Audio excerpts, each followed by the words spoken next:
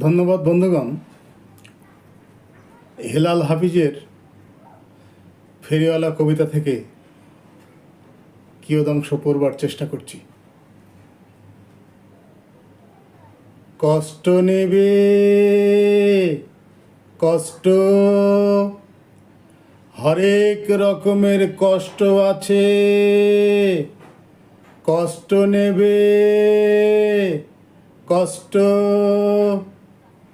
লাল কষ্ট, নীল কষ্ট, কাঁচা হলুদ রঙের কষ্ট, পাথর চাপা সবুজ ঘাসের সাদা কষ্ট, আলোর মাঝে কালোর কষ্ট, মাল্টি কালার কষ্ট আছে।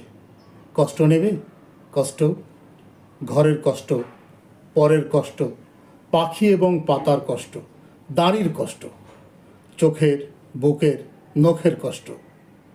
একটি মানুষ খুব নীরবে নষ্ট হবার কষ্ট আছে। কষ্ট নেবে কষ্ট।